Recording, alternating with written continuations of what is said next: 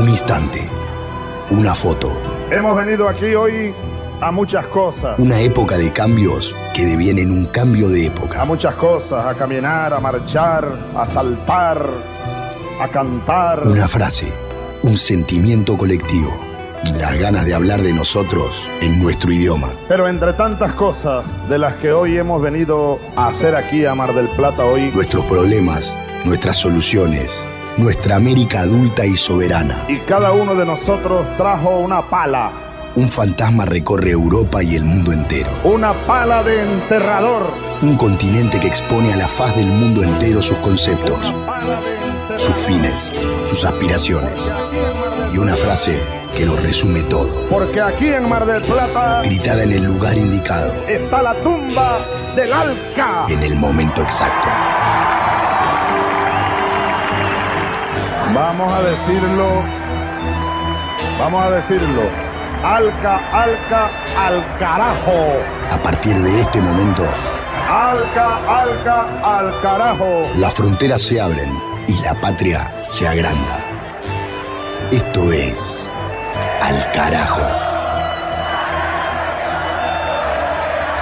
Noticias, política y cultura de América. Esto es Al Carajo.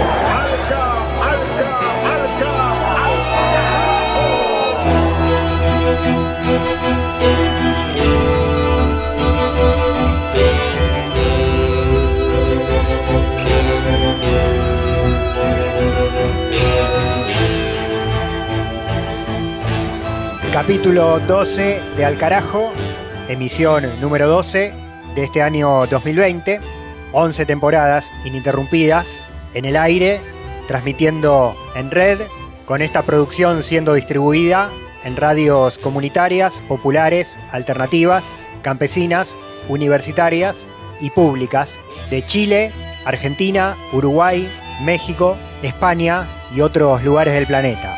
Noticias, cultura, arte, historia, literatura de América Latina y el Caribe. Esa es la consigna de los 11 años que llevamos de recorrido y también de esta temporada que estamos transitando. Mi nombre, Pablo Daniel Ovín, en la conducción y en la producción periodística, junto a Mavi Sosa y a Ernesto Vera en la cultura y la música latinoamericana, Al Carajo Radio en Facebook, alcarajolatinoamerica@gmail.com, nuestro correo electrónico, las vías de contacto, y además del aire de las radios que nos retransmiten, estamos en las plataformas. En YouTube, canal Al Carajo, en iVoox, iVoox.com/alcarajo2020.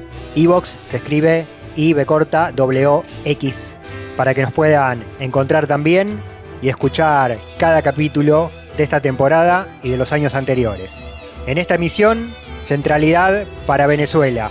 Vamos a compartir un informe sobre la Operación Gedeón, un turbio contrato firmado por Juan Guaidó, el autoproclamado presidente de Venezuela, financiado y soportado por los Estados Unidos, con una empresa de servicios militares norteamericana para derribar al gobierno de Nicolás Maduro.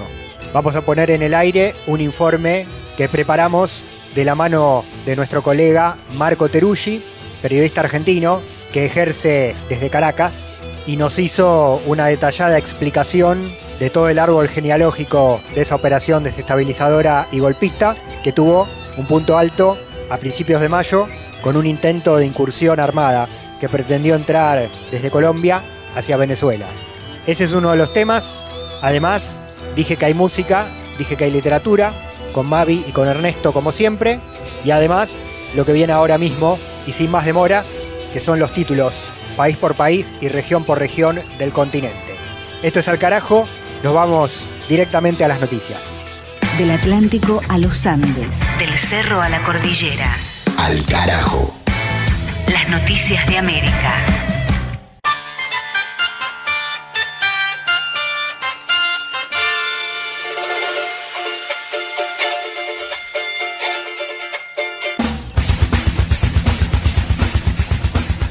En Brasil, el Partido de los Trabajadores alerta sobre la expansión del coronavirus a las zonas rurales.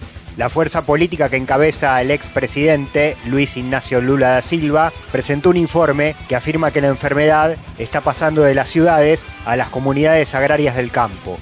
Según las estadísticas, la enfermedad ya tiene presencia en 2.865 municipios, que equivalen al 51,4% de los existentes en el país.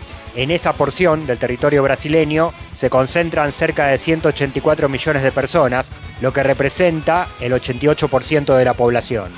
El estudio citado por el PT proyecta que a ese ritmo, y con la no suspensión de actividades, el mantenimiento de servicios, particularmente del transporte público, y con la relajación de las medidas de aislamiento social forzada por Bolsonaro, es inevitable la rápida expansión al resto de las comunas. Monitora COVID-19, la consultora autora del informe, concluyó que la única medida posible para detener la expansión de los contagios a las zonas rurales de Brasil es el confinamiento social y el desarrollo de una planificación más estricta para atender a los pacientes, especialmente en lugares que no cuentan con servicios de salud. Al carajo. En Colombia, asesinan a otro líder social en el departamento de Antioquia. La víctima es Taylor Cruz Hill, de 47 años, referente comunitario de la localidad de Puerto Bélgica, en el Bajo Cauca. Los autores del crimen fueron sicarios motorizados que dispararon contra Cruz Hill mientras éste se encontraba en la puerta de su trabajo. Según las versiones oficiales, esta nueva muerte violenta se relaciona directamente con la confrontación entre las estructuras delincuenciales del Clan del Golfo y el Clan Caparros, organizaciones mafiosas que se disputan el control de esa región. El hecho se produjo pocos días después del caso de una joven de 16 años en el corregimiento Cuturú, en la misma zona rural, que fue muerta en medio de un enfrentamiento de soldados del Ejército Nacional con presuntos integrantes de los Caparros. En cuanto al caso de Taylor Cruz Hill, se trata del asesinato número 97 de un líder social en lo que va del 2020 en toda Colombia. Las organizaciones de derechos humanos piden esclarecimiento y justicia y responsabilizan directamente al gobierno de Iván Duque por la falta de respuestas para frenar la violencia. Al carajo. En El Salvador, el gobierno autoriza a la policía y al ejército al uso de la fuerza letal.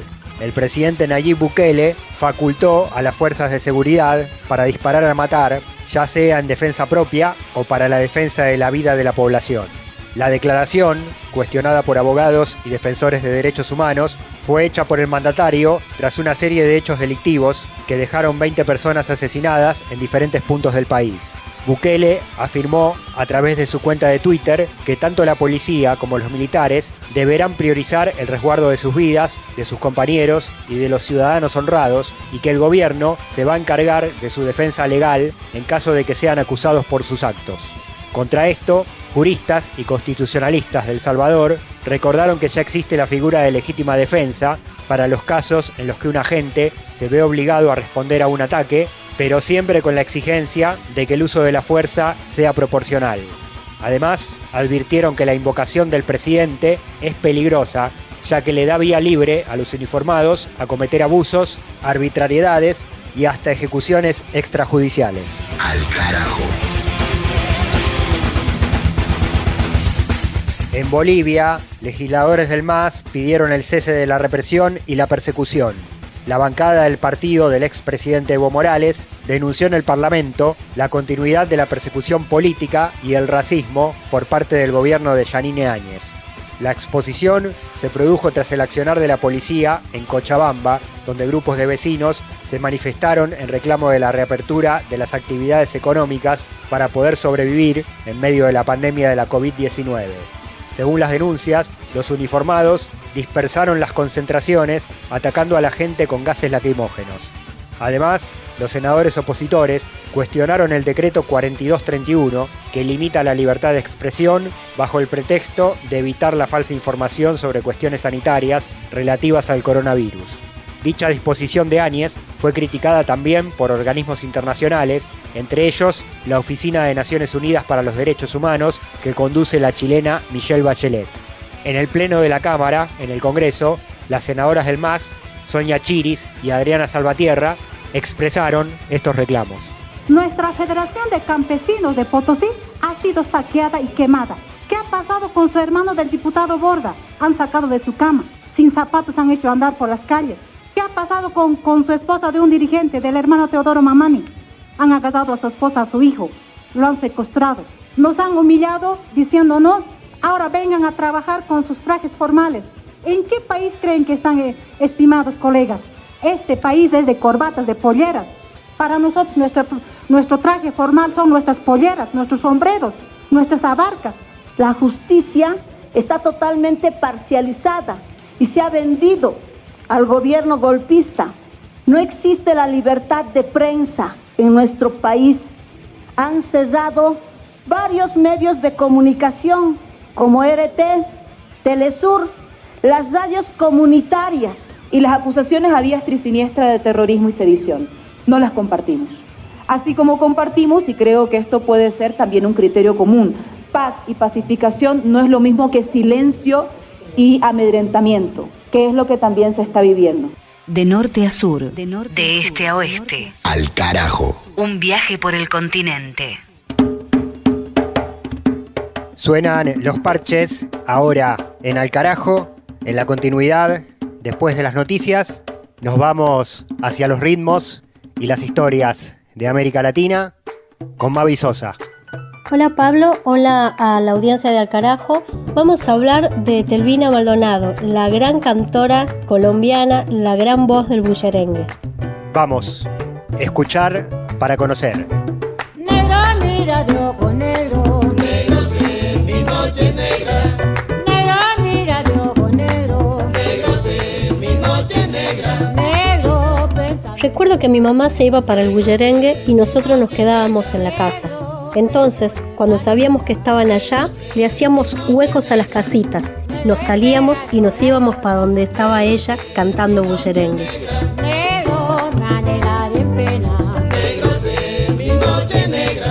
Así contaba Telvina Maldonado su afición por una de las danzas tradicionales del folclore colombiano, al que ella contribuyó muchísimo con la belleza de su voz.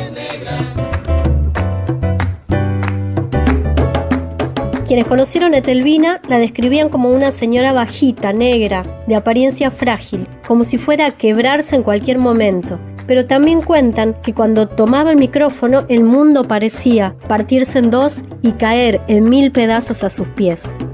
Negra pensa, negro sueño, negro sé mi noche negra. Negra pensa, negro sueño, negro sé mi noche negra. Negro. Telvina comenzó a cantar desde muy niña. En esa época recreaba rancheras y boleros con su voz, pero su familia era amante del bullerengue y entonces ella siguió ese camino. El bullerengue ha sido uno de los ritmos más celebrados y cultivados por la etnia afrocaribe y está asociado a las experiencias del cimarrón. Uno de los tradicionales bullerengues en el repertorio de Telvina es el que estamos escuchando, Negro Mirar. Negro sé mi noche negra.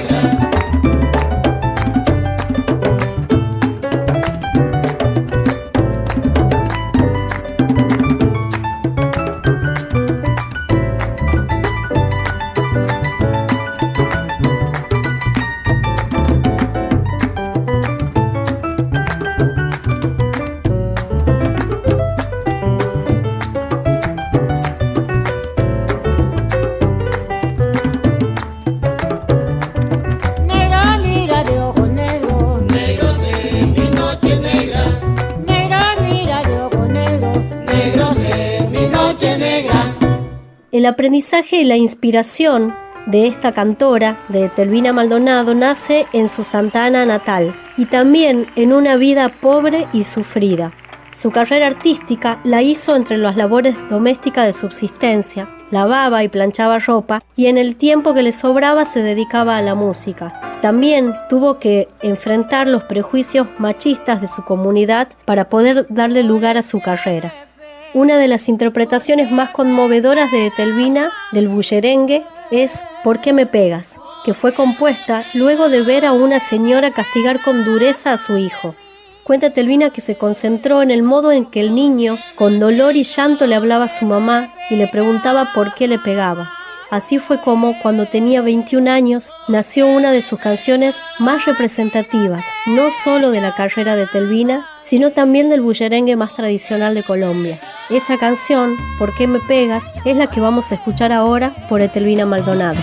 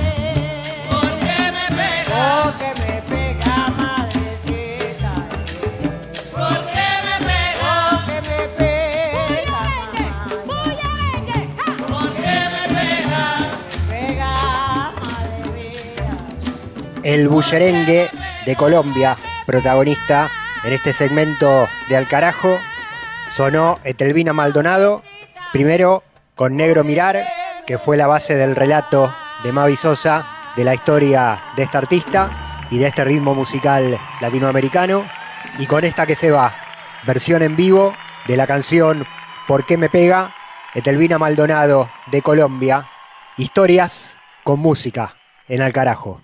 Las luchas políticas, las luchas sociales de la región tienen su lugar. Al Carajo.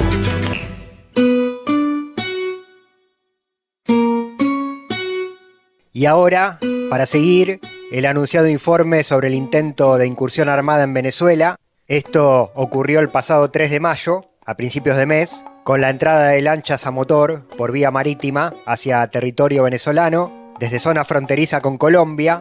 Un grupo irregular comandado por un mercenario norteamericano llamado Luke Alexander Deman, quien tras ser capturado testimonió que el objetivo de la fallida operación era capturar al presidente bolivariano Nicolás Maduro y llevárselo a Estados Unidos. Este comando terrorista, como lo calificó el gobierno venezolano, con pasado militar de origen texano, aseguró que se le asignó directamente la misión de entrenar a 3 grupos en Colombia, ir con ellos hasta Venezuela, sitiar Caracas y asegurar un aeropuerto para sacar a Maduro y a los principales dirigentes del gobierno del país. Y además, explicó que en Colombia tomó contacto con narcotraficantes de la Alta Guajira para que le faciliten a él y a su grupo el paso por la frontera. Por último, el estadounidense involucró en la operación a su compatriota Jordan Goudreau, ex militar relacionado con Guaidó y con la oposición venezolana, en un contrato por $212 millones para derrocar a Nicolás Maduro. Vamos a empezar el informe escuchando al propio presidente bolivariano, pidiendo explicaciones y acusando directamente a Estados Unidos de estar, una vez más, detrás de este ataque. Estos 2 estadounidenses están convictos y han confesado sus culpas. Han violado la ley internacional, han violado la ley de Venezuela. Están en manos de la justicia y nosotros garantizaremos que se haga justicia en este caso, con estos 2 estadounidenses y con todo el resto de mercenarios, y que salga a flote la verdad, justicia y verdad. A Pompeo solamente yo le daría un consejo: basta de agresión contra Venezuela, basta de obsesión contra Venezuela. Algún día tendrán que reflexionar y rectificar tantos errores cometidos con Venezuela. Errores, uno detrás de otro, que han llevado a la derrota, a la hecatombe de la política de Donald Trump en América Latina y en Venezuela. Operación Gedeón se le dio a llamar a esta maquinaria puesta en marcha para una nueva intentona de generar la caída del gobierno bolivariano de Venezuela. Escuchábamos a Maduro acusando directamente a Estados Unidos. El asunto sigue en pleno desarrollo. Al momento que estamos haciendo este programa, la Fuerza Armada Bolivariana, que responde al gobierno de Maduro, ya llevaba capturadas a más de 30 personas, varios de ellos ex militares desertores del ejército de Venezuela, y había renunciado toda la cúpula de asesores militares de Juan Guaidó, del presidente autoproclamado. Para ampliar este informe y para clarificar, con muchos datos de primera mano, directamente desde el territorio, vamos a compartir un reporte de Marco Teruggi, periodista argentino que vive y trabaja en Venezuela, que sigue muy de cerca todo el proceso político en el país. Lo contactamos en relación a este intento fallido de incursión militar o paramilitar en el marco de esta Operación Gedeón y compartimos su relato acá en Al Carajo. Al Carajo. Una mirada al sur desde el sur. Bueno, contanos la información que tenés y que estás manejando sobre esto que Maduro denunció como un intento de incursión armada. Capturaron a los responsables, a la mayoría de ellos, 2 norteamericanos, ¿no?, entre los capturados. Sí, han sido días muy movidos, tanto en los acontecimientos como en las interpretaciones de lo que sucedió. Pero los acontecimientos, si vamos a los hechos, es que el domingo pasado de madrugada llegó una lancha rápida a las costas cercanas a Caracas, en La Guaira.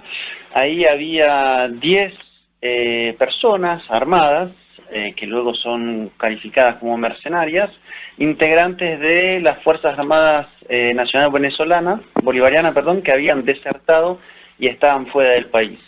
Hubo un enfrentamiento, fallecieron 8 y 2 fueron arrestados, y al día siguiente fue arrestada otra lancha con 8 personas, entre los cuales había 2 norteamericanos que son parte de una contratista militar norteamericano y eran anteriormente parte de las fuerzas especiales del ejército de Estados Unidos. Entonces, lo que hubo fue que un grupo aproximadamente de 60 entre ex integrantes de la Fuerza Armada Bolivariana, mercenarios norteamericanos, intentaron ingresar de forma armada al país.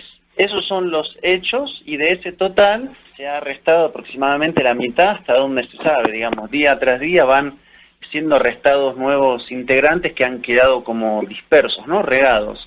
Esa operación fue reivindicada públicamente por un ex capitán prófugo que está en Estados Unidos, que se llama Nieto Quintero, y por el contratista militar norteamericano de la empresa Silvercorp, o sea, una empresa que vende estrategias militares con hombres armados para hacer determinadas acciones. Él reconoció la operación y dijo que Guaidó lo había traicionado. ¿Por qué dijo esto? Bueno, porque había un contrato que habían firmado de más de 40 páginas donde todo esto quedaba estipulado, los montos y el tipo de operaciones que iban a hacer. Entonces eso es lo que hoy es público, notorio, y ya nadie puede poner en duda. A partir de ahí, algunos dicen que no tuvieron nada que ver, cuando tuvieron que ver, otros, digamos, miran para otro lado, pero lo que dice el gobierno es que esto en realidad no es un hecho aislado de un grupo, digamos, de gente que se lanzó por su cuenta, sino que fue efectivamente un plan que armó Guaidó y su equipo que está desarrollando este tipo de operaciones, acordado evidentemente con el Departamento de Estado norteamericano, partiendo de la base de que Guaidó no tendría la autonomía política para decir este tipo de iniciativas, operado a través de la DEA, eso es lo que dice el presidente, como brazo que articuló desde el gobierno de Estados Unidos, y financiado a través de los carteles de droga en el norte de Colombia, donde esta gente se entrenó y desde donde salieron. Entonces, bueno, a partir de ahí Estados Unidos dice que no tuvo nada que ver, Colombia dice que no tuvo nada que ver, Guaidó dice que no tuvo nada que ver, pero su asesor, que era el encargado de organizar esto, reconoce que sí había firmado el contrato, pero que luego decidió no dar luz verde. Por lo tanto, la versión más equilibrista que armaron es: sí, nosotros armamos esto, pero finalmente no lo hicimos, y este hombre Boudreaux, que sería entonces un loco, se lanzó por su cuenta y nadie entendería por qué. Ajá. Boudreaux es el representante de esta empresa, ¿no? Muy curioso todo. El dueño. El dueño, un dirigente político venezolano, Guaidó, contratando una empresa militar norteamericana privada para derrocar al gobierno, una especie de privatización del golpe de Estado. Sí, absolutamente. La gente que llegó de Estados Unidos es gente que estuvo en Irak, que estuvo en Afganistán. Este dueño de la empresa contratista militar, Boudreaux, también estuvo en Irak, que estuvo en Afganistán, si no me equivoco. En fin, es un formato que no es muy novedoso, que es, bueno, privatizar, terciarizar, es decir, hacer que estas acciones, y ahora vamos a ver qué tipo de acciones eran, la cumpla un actor que en caso de fracasar, esto es un poco la teoría que se logra construir, nadie tenga que rendir cuentas de eso, digamos, ¿no? El gobierno de Estados Unidos no queda ligado, dice, bueno, nosotros no conocimos a este señor, aunque el señor aparece haciendo seguridad privada de Donald Trump, digo, Boudreaux. El gobierno, entre comillas, del presidente Guaidó dice, bueno, nosotros no teníamos nada que ver con esto, a pesar de que haya un contacto, este señor estaba loco y nosotros no lo contratamos finalmente, y el gobierno colombiano, donde hubo 60 hombres entrenándose en campamentos militares denunciado por el gobierno de Venezuela, dice, nosotros no tuvimos absolutamente nada que ver. Entonces, es un formato para que si sale mal, pague el costo la gente que operativamente está ligada a la acción, pero si sale bien, evidentemente abre el escenario anhelado por estos tres actores, que son el gobierno de Colombia, el gobierno de Estados Unidos y Guaidó y el conjunto de la oposición golpista, que es derrocar a Nicolás Maduro. Informe de Marco Teruggi desde Caracas, Venezuela, sobre la operación Gedeón y el intento de incursión paramilitar al país bolivariano, fallido, abortado por las Fuerzas Armadas y la seguridad venezolana. Seguimos compartiendo este informe especial. Le preguntamos al periodista Marco Teruggi cómo sale parado Maduro de este nuevo intento fallido de derrocarlo. Y en este segmento, Marco nos sigue dando también más detalles del entramado de la fallida operación. Maduro queda fortalecido. Yo creo que envió un mensaje hacia tres direcciones en simultáneo. Un mensaje hacia Estados Unidos, diciendo, bueno, tengo, digamos, la inteligencia, la capacidad suficiente, inteligencia en tantos servicios de inteligencia para detectar esto y desactivarlo, hacia la oposición golpista, diciendo, bueno, ven, digamos, ustedes otra vez vuelven a fracasar en sus intentos, y hacia el interior del gobierno, en lo cívico-militar, diciendo, bueno, ven, nosotros tenemos la capacidad de detectar este tipo de movimientos. Entonces, creo que se fortalece en los tres sentidos, y lo contrario pasa en la oposición, digamos, porque nadie quiere hoy quedar asociado realmente a esto. Ahora, el problema es que, como están las firmas en el contrato, intentan armar esta versión de que lo habían hecho pero no lo habían acordado. Ahora bien, lo que es grave, digamos, suponiendo que no mienten, cosa que dudo, pero bueno, suponiendo que no mienten, están reconociendo que parte de su estrategia es contratar una empresa militar norteamericana para llegar a territorio venezolano, secuestrar a Nicolás Maduro, los principales dirigentes de la revolución, extraerlos del país en un aeropuerto tomado militarmente para llevarlos a Estados Unidos y que luego esta empresa contratista norteamericana ejerza dentro del país tareas de orden interno.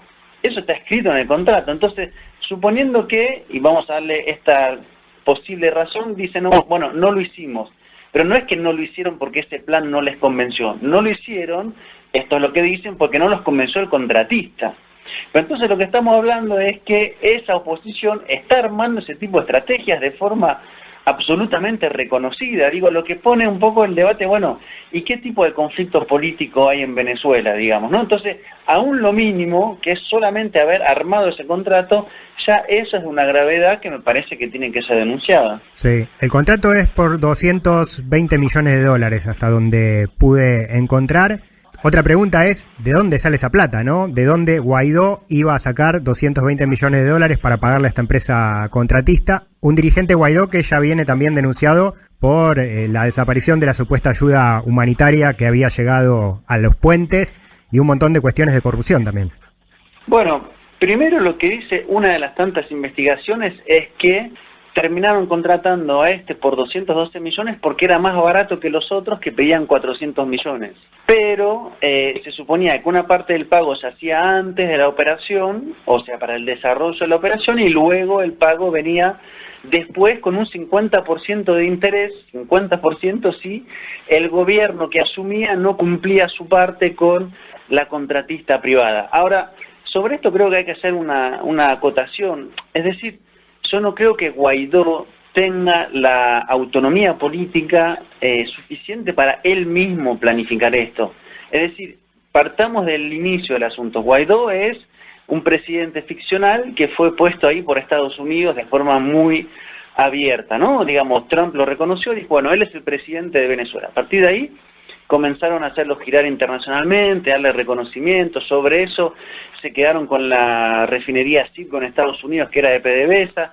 Entonces, Guaidó no puede por sí mismo tramar un plan así, y esto es lo que le están diciendo en Estados Unidos las críticas, que sería lo siguiente: si Estados Unidos montó este plan, es gravísimo. Pero si Guaidó montó este plan y Estados Unidos no lo sabía, también es gravísimo, porque ¿cómo puede ser que este hombre que fue, digamos, fabricado por la estrategia norteamericana pudiera armar un plan con una contratista norteamericana conocida dentro de la administración de Trump y que la administración no se enterara? Entonces, por ningún lado esas piezas se encajan. Yo creo que hay una mentira gigantesca, un escenario catastrófico que se armó, digo, porque hay 8 muertos, porque hay contratistas, porque hay extranjeros metidos en territorio venezolano, armas en mano, y esto no creo que dependa de Guaidó. Entonces, claro, el Departamento de Estado, ¿qué hace? Bueno, responde con arrogancia y dice, bueno, si lo hubiéramos hecho nosotros, hubiera salido de otra manera. O como dijo Trump ayer, si nosotros alguna vez vamos, se va a llamar una invasión, ¿no? Entonces esta cosa como de correr hacia adelante, pero en lo concreto la oposición venezolana queda absolutamente diezmada, porque están reconociendo que están trabajando para contratar militares ex de las fuerzas especiales estadounidenses para hacer una operación de extracción en Venezuela y después dejarlas operar dentro del territorio. Marco Teruggi, periodista argentino en Caracas, Venezuela, con todos los detalles del intento fallido de incursión armada en el país desde Colombia por un grupo irregular comandado por un norteamericano, capturado por el ejército bolivariano y a disposición de la justicia venezolana, involucrando a otro americano, dueño de una empresa de servicios militares contratada por Guaidó por 212 millones de dólares para derrocar a Nicolás Maduro. Escándalo mayúsculo en la política venezolana que hace crujir a la oposición, con varias voces que cuestionan esta, entre comillas, estrategia del polémico Guaidó, presidente autoproclamado. Nos queda la última parte del informe especial de nuestro colega Marco Teruggi, con más pormenores y repercusiones de esta denominada Operación Gedeón. En este caso, la gran pregunta que sigue estando es por qué 60 hombres aproximadamente se lanzan en 2 lanchas, incluso una se queda sin gasolina, o sea, es como una escenografía medio como catastrófica desde el inicio. ¿Y cuál era el plan real? Porque, digamos, la gran pregunta es, ellos dicen tener toda una serie de objetivos, ¿no? Como controlar el aeropuerto de Maiquetía, que es el principal, el aeropuerto que está dentro de Caracas también, y desde ahí tenían que venir aviones desde el extranjero, podrían ser de Colombia o de Estados Unidos, para extraer a Nicolás Maduro y algunos cuadros que hubieran sido secuestrados, en el mejor de los casos, por estos agentes, porque también contemplaba que los mataran en caso de que fuera necesario. Bueno, evidentemente este grupo de 60 hombres no iba a ponerse todo eso como tarea a realizar. Evidentemente formaba parte de un engranaje mucho más grande. Bueno, ¿quiénes estaban dentro de ese engranaje? ¿Qué otras partes eran parte de la operación? O sea, hay muchas piezas que todavía no se responden. Ahora, en lo concreto, creo que ahora, digamos, hay como 2 opciones principales. O se abre un nuevo espacio de negociación con Estados Unidos centralmente, o el gobierno de Estados Unidos sigue empujando hacia la zona crítica con este tipo de maniobras que igualmente, es bueno señalarlo, creo que Trump, aunque la agenda venezolana en su agenda conjunto no lo afecte en demasía, evidentemente con esto, por ejemplo, la Cancillería norteamericana no ha quedado muy bien parada. Claro. Bueno, ahora lo que preocupa es que Venezuela tiene 2 ciudadanos norteamericanos presos en su territorio y Estados Unidos ya empezó a reclamar que sean enviados a Estados Unidos. Hay una excusa que tiene Trump para poder intervenir directamente. Sí, bueno, yo creo que ahora esto va a ser una suerte como de piezas de negociación.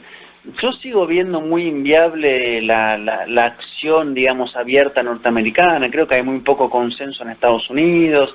Creo que enfrenta una situación de crisis económica y sanitaria muy importante y rápidamente sería, digamos, atacado por ser una maniobra de distracción, para, que los medios hablaran de otra cosa. O sea, creo que seguimos sin hablar de eso, pero es probable que sigamos hablando de este tipo de escenarios por debajo de la mesa, digamos, ¿no? Y en eso Estados Unidos es absolutamente, digamos, experto y tiene mecanismo para borrar los rastros. Porque, por ejemplo, lo que decía un reportaje de la agencia norteamericana AP es lo siguiente: si una contratista militar norteamericana quiere hacer una operación en otro país, tiene que pedir autorización al Departamento de Estado. Pero el Departamento de Estado se reserva la privacidad para decir si habían dado la autorización o no. Entonces es muy difícil terminar de armar las piezas concretas para decir, bueno, sí, esto es lo que pasó. Primero porque Estados Unidos lo niega, segundo porque la estrategia mediática siempre fue desvincular a este grupo de Estados Unidos y de Colombia, y tercero porque, bueno, su estrategia en este caso consiste justamente en borrar las pistas para que pase lo que pase, si sale mal, no quede involucrado el gobierno de Estados Unidos en una acción, casi como decía New York Times, de Hollywood, digamos, ¿no? Pero de Hollywood de mala calidad y trágico por las consecuencias. Totalmente, Marco. Bueno, muy completo el informe. Te agradecemos como siempre. Marco Teruggi, periodista argentino desde Venezuela. ¿Me das una línea nada más de la situación coronavirus en Caracas y en todo el país? No, esa situación está bien. Para decirlo en términos muy sintéticos, el gobierno en este momento tiene 3 frentes principales: la pandemia, las operaciones encubiertas y la economía. En lo que hace a pandemia, la curva se ha mantenido aplanada, la situación es buena, los contagios están controlados, hay testeos masivos, o sea, en eso ha recuperado credibilidad y fuerza.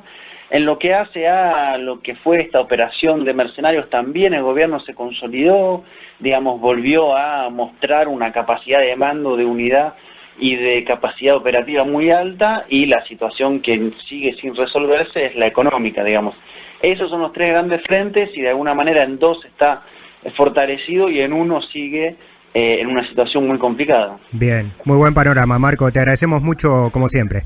Un abrazo grande. Al carajo. Una crónica de la región. Al carajo. Al carajo. Identidad, música y cultura de América Rebelde. 1, 2, 3, 1, 2, 3. Momento para Ernesto Vera en Al Carajo. La música, los artistas, las bandas de la geografía de América Latina y el Caribe. Hola, Ernesto. Hola Pablo, hola audiencia de Al Carajo. Hoy nos vamos para Asunción, ciudad capital de Paraguay, ubicada en el centro oeste del país, rodeada por el río Paraguay. Asunción es conocida también por el Gran Palacio de López, que es la sede de gobierno con las oficinas presidenciales. Es la ciudad más poblada del Paraguay con más de 525.000 habitantes. Y aquí en Asunción podemos encontrar a los integrantes del grupo La Secreta, un grupo de rock que fusiona el folclore paraguayo. Los empezamos a escuchar en Al Carajo, el grupo La Secreta de Asunción, Paraguay, haciendo el tema Soldado del Divague. Escuché leyendas de bomberos y de brujas, de senderos y de lluvias, llegué a Winderesaray. Escribí mis versos al desnudo como un loco sobre piedras y papeles que volaron por ahí. Y creí, y creí, y creí, y creí.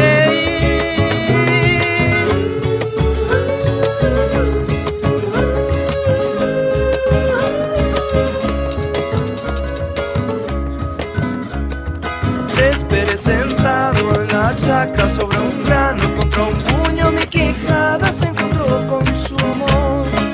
Encontré un poco de tu cielo en mi tierra, de tu cuerpo en mi trinchera, de tu piel en mi sudor. Y sentí, y sentí, y sentí, y sentí.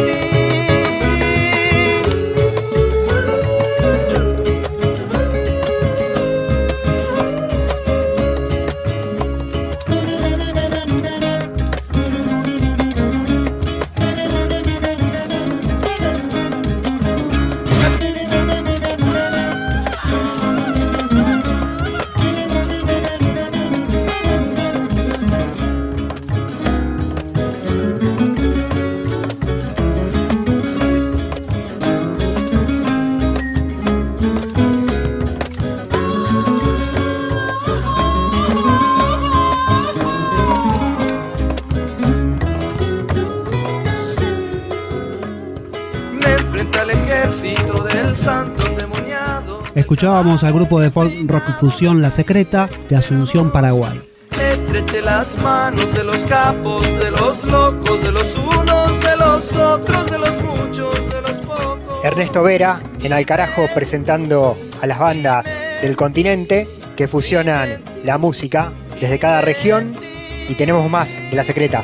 Este grupo se formó en el año 2004, se separaron en el 2012 y el año pasado, 2019, se volvieron a juntar. Tienen 3 discos editados y actualmente están preparando su 4º disco.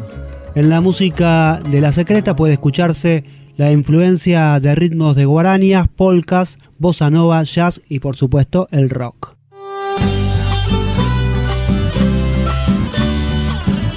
Los escuchamos nuevamente en Al Carajo, un clásico de Bob Marley con ritmo de polka, el grupo La Secreta de Asunción, Paraguay, Canción de Redención.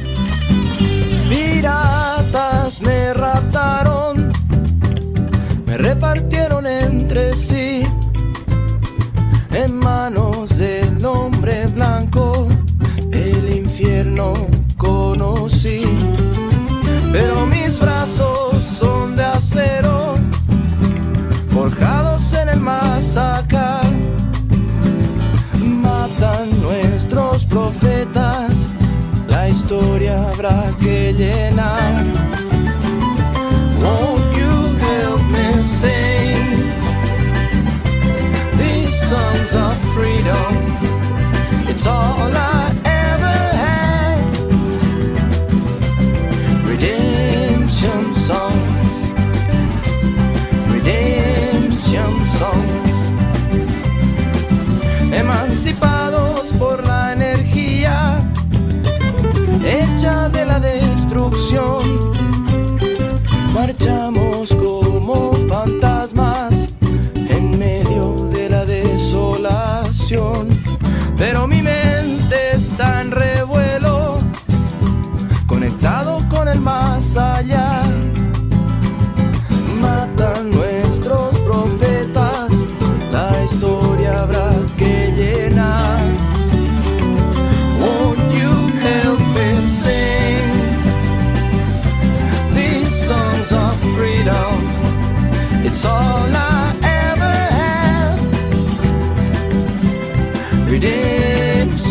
songs, redemption songs. It's all I ever had.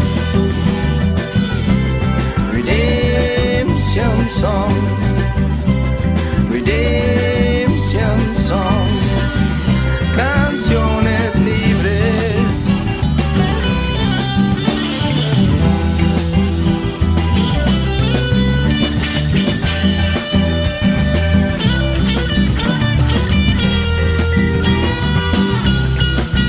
Emancipados por la energía hecha de la destrucción, marchamos como fantasmas en medio de la desolación. Pero mi mente está en revuelo, conectado con el más allá. Matan nuestros soldados, la historia habrá que cambiar. Won't you help me sing these songs of freedom? It's all I ever had. Redemption songs, redemption songs, redemption songs, redemption songs, canciones libres. Reversión de Redemption Song de Bob Marley, llevada a los ritmos del Paraguay. La banda que nos presentó Ernesto Vera en este capítulo de Al Carajo, La Secreta de Asunción, sonaron con este Redemption Song, y en primer término, antes, con Canción del Divague. De norte a sur, de este a oeste. Al Carajo. Un viaje por el continente. Ahora, contacto comunitario regional. Enlazamos en Al Carajo, en el ida y vuelta de voces con los medios populares y alternativos de toda América Latina. En este caso, con México. Radio Teocelo de Veracruz. Reporte sobre la situación coronavirus en esa región del país azteca, en la voz del compañero y colega Romel Chacán. Desde Teocelo, Veracruz, en México, saludos a toda América Latina. Sin fechas ni regiones geográficas precisas, esta semana se comenzaron a poner las condiciones generales necesarias para reactivar la productividad. El plan para la reapertura será voluntario, escalonado y con ajustes semanales. Así lo dijo el presidente Andrés Manuel López Obrador. Si hay una autoridad municipal, estatal, que de acuerdo a las características propias de cada región, de cada estado, decide que no va a acatar este plan, no habrá controversia. Los primeros que podrían reiniciar actividades serían los habitantes de 269 municipios libres de COVID. La mayoría de estos se localizan en comunidades de Jalisco, Chiapas, Guerrero, Oaxaca, Chihuahua, entre otras entidades federativas. Para el 1 de junio, algunas industrias consideradas esenciales volverían a operar también siempre y cuando hayan diseñado nuevos protocolos sanitarios para reanudar sus actividades, refirió la secretaria de Economía. Vamos a agregar 3 nuevos sectores a las actividades esenciales: la minería, la construcción y la fabricación de transporte. Adicional a esto, la secretaria del Trabajo informó que el primer día de junio estaría en operación un semáforo sanitario con el que se evaluará qué tipo de actividades se pueden volver a realizar. En el color rojo con las actividades esenciales, a partir del anaranjado con esta actividad con plantillas reducidas, toda la actividad laboral pero con plantillas reducidas, y a partir del amarillo y el verde ya con las actividades en general. El regreso a clases también quedaría pendiente. No vamos vamos a regresar a clases hasta que sea seguro. Desde Teocelo, Veracruz, México, Rommel Chacan. Ni tratados de libre expoliación, ni tratados como incapaces. Al carajo.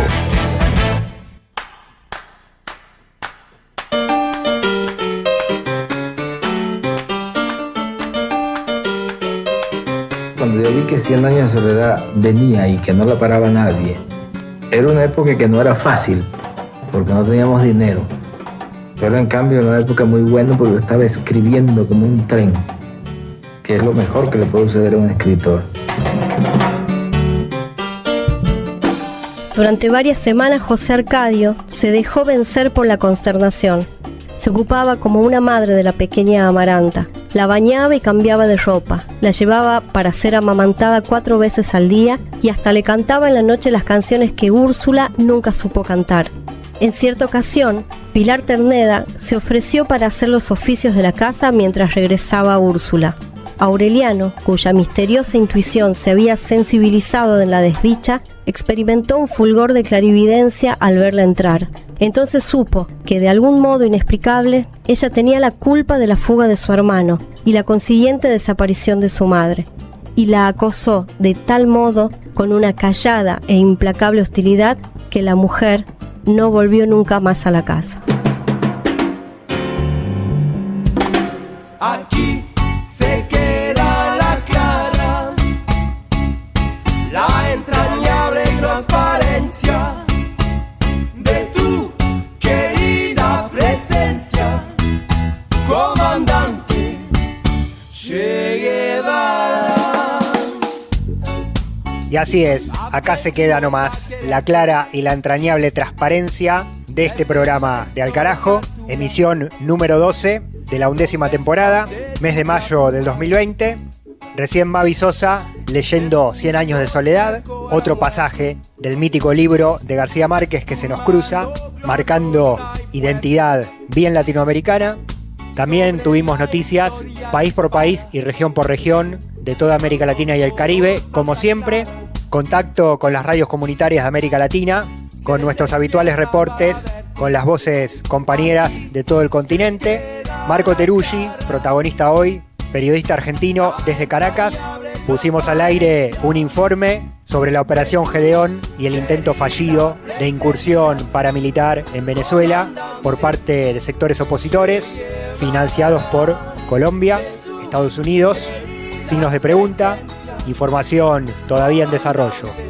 También estuvo Ernesto Vera con la música. En esta ocasión, nuestro compañero nos presentó al grupo La Secreta desde Asunción del Paraguay.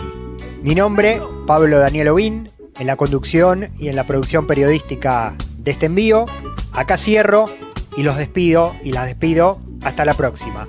Nos vuelven a escuchar en el aire de esta radio en exactamente una semana, mismo día y misma hora, y cuando quieran y donde sea en las plataformas. Canal de YouTube Al Carajo, ivox.com/Alcarajo 2020. Esto fue todo por hoy. Nos encontramos en la próxima vuelta. Hasta entonces.